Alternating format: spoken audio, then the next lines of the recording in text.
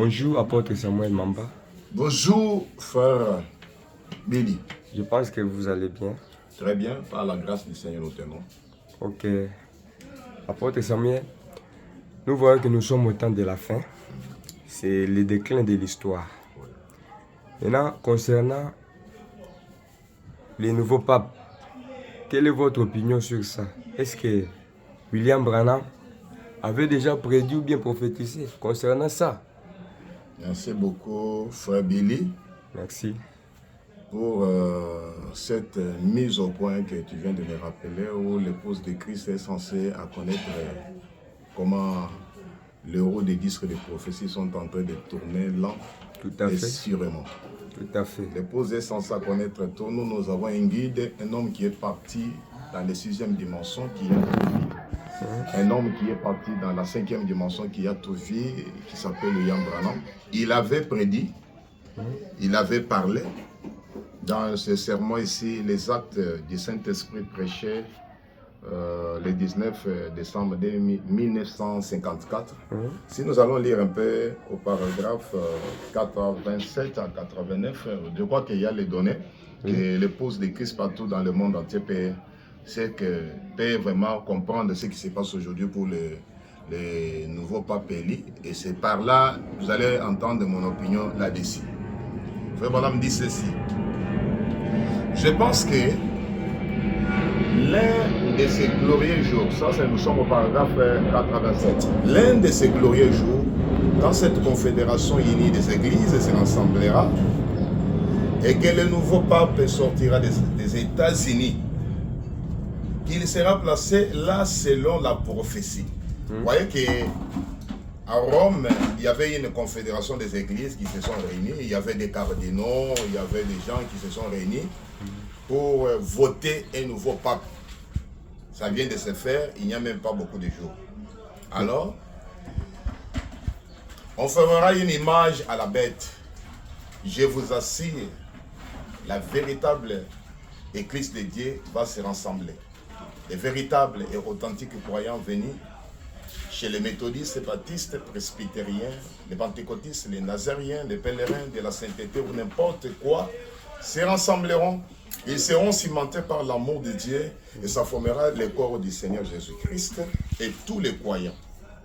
Là, Frère Branham parle, il fait l'allusion de l'épouse de Christ qui vient des églises. Chez les pentecôtistes, chez les presbytériens, chez les baptistes, chez les nazériens, chez les pèlerins, tous les élus vont sortir pour entendre la voix des 7e anges pour se rassembler. Et Frère Branham est en train d'expliquer là-bas, il dit, les libres penseurs, les gens à l'esprit superficiel seront jetés d'un côté, ils auront tout droit dans la confédération des églises. Alors, un jour, je lisais de même, les assemblées de Dieu sont entrées dans la confédération des églises. Branham dit, oh là là, ils doivent renier leur doctrine évangélique pour faire cela. C'est vrai, et tous leurs signes et les prodiges de la Pentecôte, leurs principes, ils doivent renier cela pour entrer dans la confédération des églises. Ils doivent renier cela et faire pour avoir les prestiges. Maintenant, ce qui m'a beaucoup intéressé, il dit au paragraphe 89. Je préférerais, comme je l'ai souvent dit, dormir à plate couture et boire de l'eau du robinet et manger des biscuits secs et être populaire auprès de Dieu. Amen. Et être un serviteur de Dieu qu'avoir le meilleur qu'il y a dans ce monde offre. S'il me fallait faire des compromis sur ma foi dans le Seigneur Jésus-Christ et dans sa Bible, je crois que ceci est la parole infaillible de Dieu. Et chaque parole de Dieu, cela est vrai. Et Frère Branham me dit, oui, oui. Aujourd'hui, les confédérations des églises, ce n'est pas seulement l'église catholique et protestante non plus. Comme vous le voyez, les cardinals, ici au Congo, nous avons des cardinals, nous avons des évêques qui se réunissent pour aller parler avec le groupe de rebelles. Soit pareil. Ils ont laissé leur doctrine, ils ont laissé l'évangélisation, ils sont entrés dans la politique. Mais au-delà de tout cela, il y a de l'argent, il y a le prestige qu'on leur proposait. Ils ont accepté cela. Et frère Branham dit, quand vous allez accepter cela, c'est par là, on va vous sceller la marque de la bête. Nous, en tant que l'épouse de Christ partout dans le monde entier, en voyant que le nouveau pape qui est élu, c'est un Américain, il est des États-Unis, pour nous c'est un signe. Et c'est un signe que la marque de la bête à bientôt sera là. Et c'est déjà en action. Les églises seront scellées de la marque de bête. L'épouse se prépare pour un enlèvement. Et le jugement qui frappe le monde. C'est le temps de se réveiller. C'est le temps de chercher la volonté du Seigneur et surtout de demeurer dans la parole. De ne pas chercher à avoir des prestiges de ce monde. De ne pas chercher à avoir beaucoup d'argent, avoir beaucoup de popularité, de fonctions et ceci, cela. Alors toutes ces choses-là vous amèneront à la ruine. Cherchez premièrement la volonté du Seigneur par la révélation. Et surtout, ce temps ici, il a un témoin.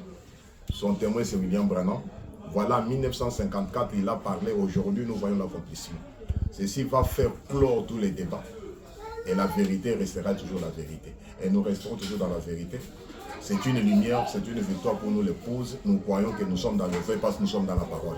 Quand il vient, et tout le monde qui est dans la parole ne passera jamais.